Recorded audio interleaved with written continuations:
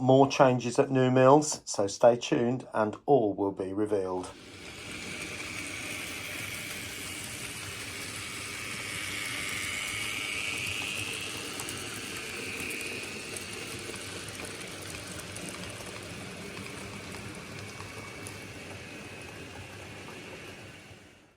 Well, good afternoon everyone and welcome back to Piccadilly. Now, you saw this scene pretty much in the last video.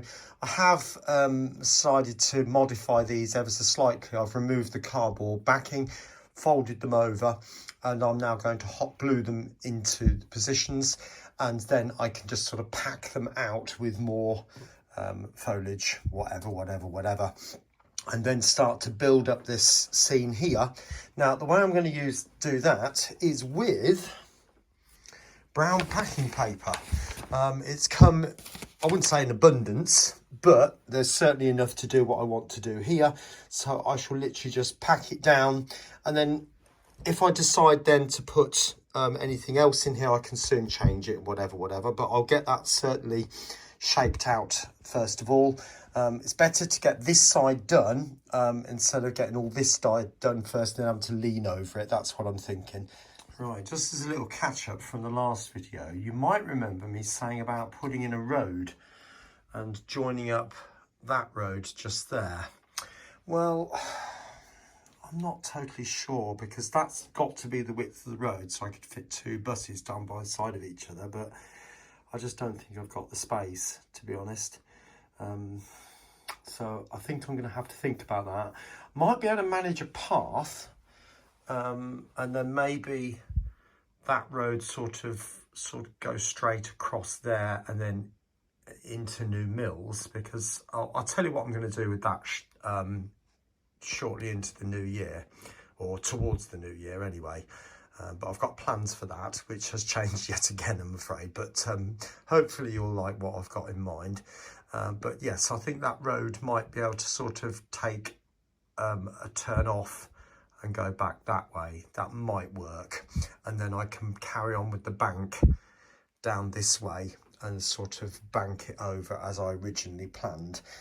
Maybe some units down here, if I can sort of bank that off and it turns into a retaining wall as it comes into this section, might be able to work that. And then maybe some cabins down there or something like that, we'll see.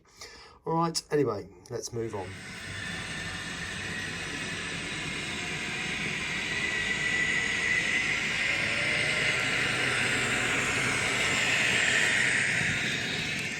Right, just to show you what I've been up to so far then. So I've taken the brown paper and literally just sort of glued it down, and then I've screwed up paper underneath. This is really old-fashioned methods, I tell you. I've hot glued that into there and it will just be scenic over with foliage, etc. So I'm now going to put some more screwed up paper in there. Got some A4 which I can use for that, and then bend that round so it sort of comes into a little bit of a tunnel portal, if you like, or a bridge as it goes underneath this section. Okay, so I'll just get that moulded in and I'll show you shortly. Right, there we go so far. As you can see, I've gone ahead a bit more now, and it's literally just, again, papier-mâché.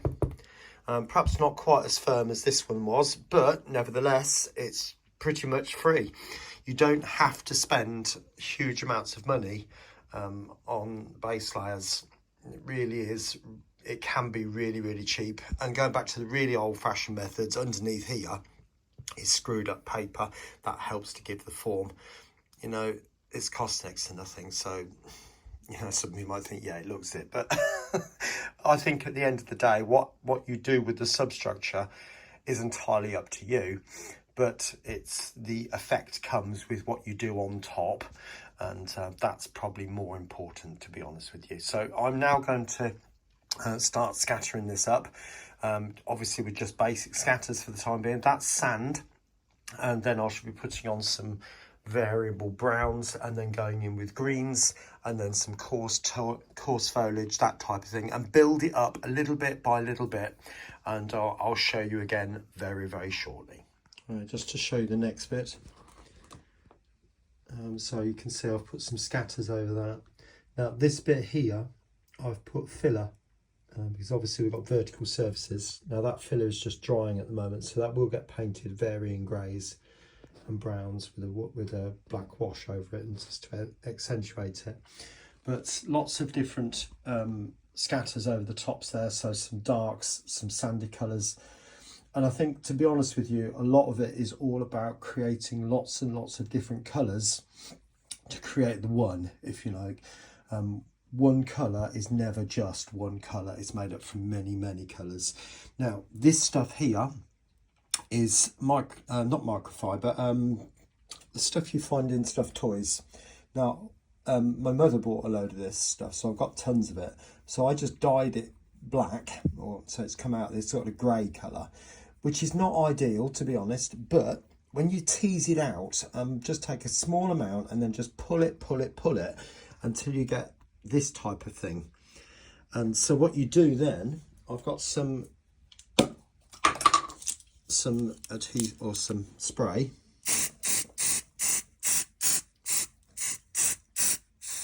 Now I'm using this stuff, but any type of spray glue will do. And then all you do then is just sprinkle over some scatters. So all I do first of all is just sprinkle it with a little bit of sand. Just a bit like that. And then go in with some, this just happens to be fine earth.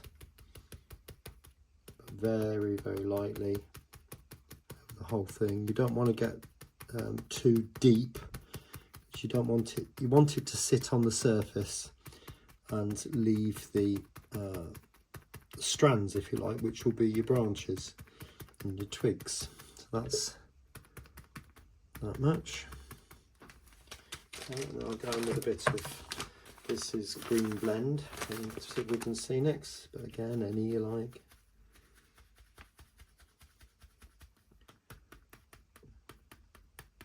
So you can see just by scattering over the top, you really do build up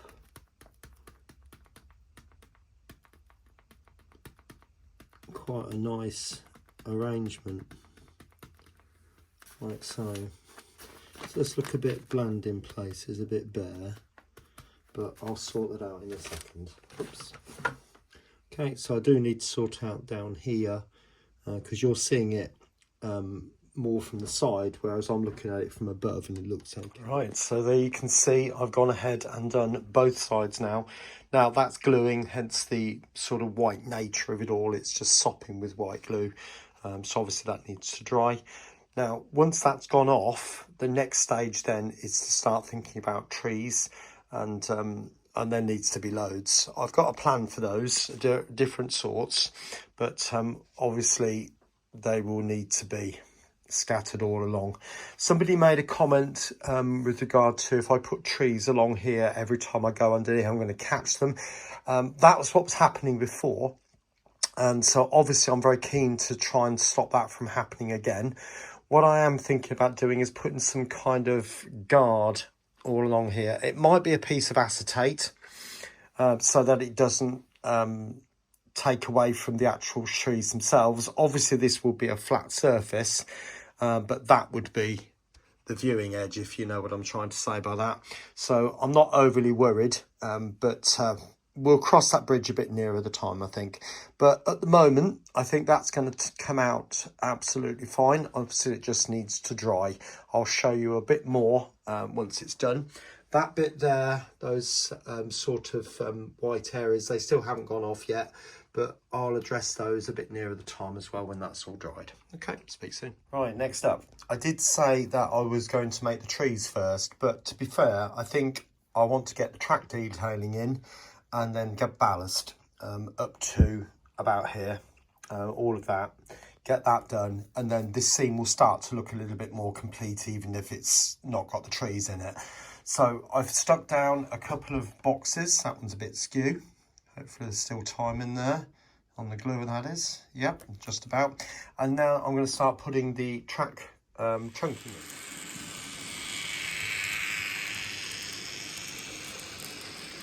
Right, so now for this, I'm going to use the ratio kit.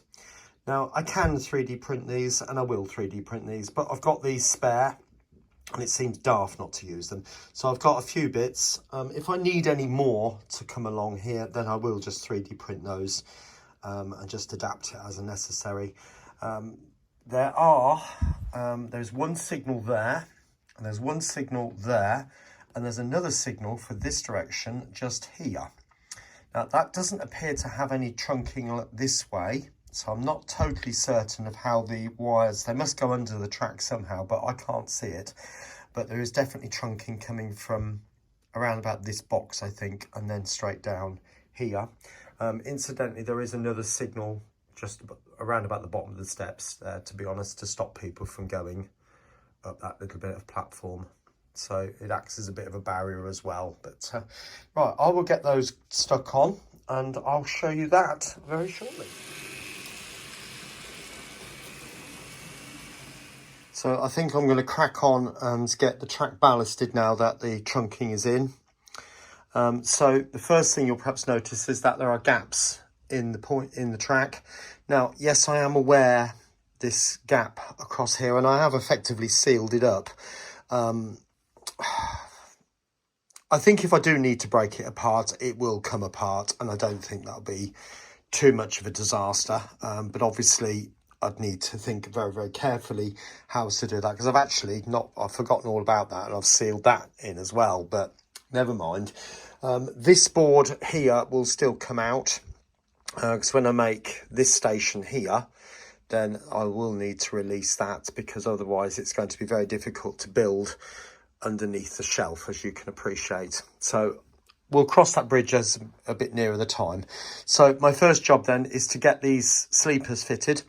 Now, what I tend to do with that is I store up any sleepers that I use when I cut the track, and I'm just going to file off the chairs that are sitting on the top, if you can notice those, and I will get those sort of placed underneath. Okay, speak soon. Okay, ready to ballast. All the sleepers are now in and the track looks an awful lot more complete.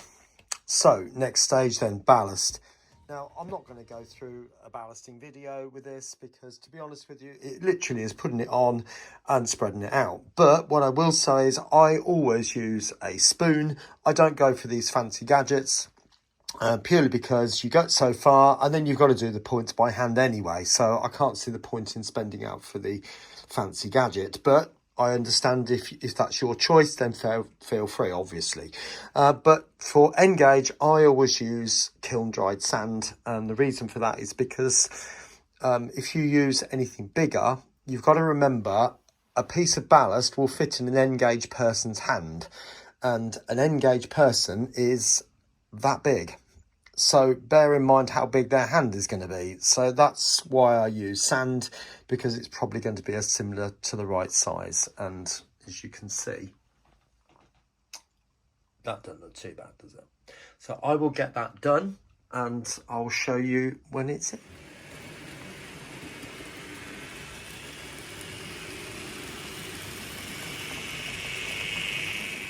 Okay, then the ballasting is done. So what I'm going to do now is mix up some black glue, which will then sort of grey off the glue, so it'll end up looking more like that. New Mills is not newly ballasted as far as I'm aware. So I've already pre-mixed up some glue which has got black paint in it, but as you can see it's quite pale. So I'm going to put some black paint into this water and then add a load of glue to that, and then use the pipette to drop it on, and I'll show you after I've finished. Right, I thought I'd show you this mid-process, if you like. So I'm literally just using a pipette, i.e. one of those, to put the glue on. So I've got my black glue, and I'm also using the original grey stuff, as you can appreciate. So one is not quite clear, but I'm putting it on in different places, so it'll minimise the amount of weathering I have to do.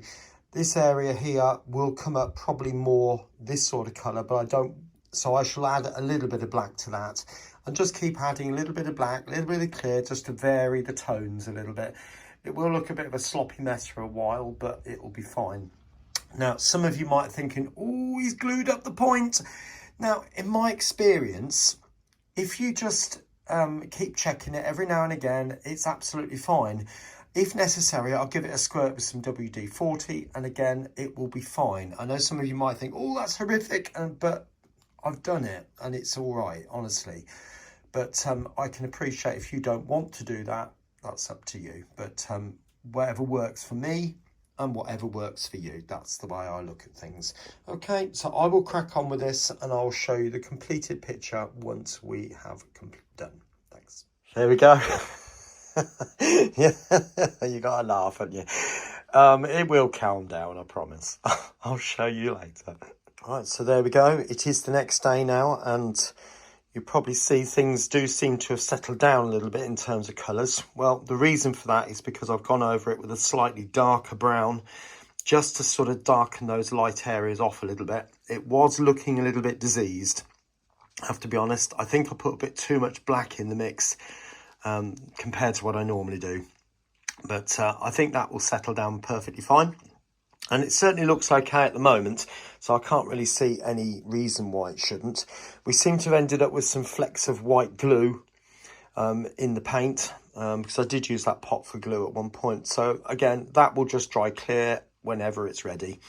And just to show you the points, they are working absolutely fine. And there was another one just here, and you can see no problems whatsoever. So I think that scene will be certainly finished very, very soon.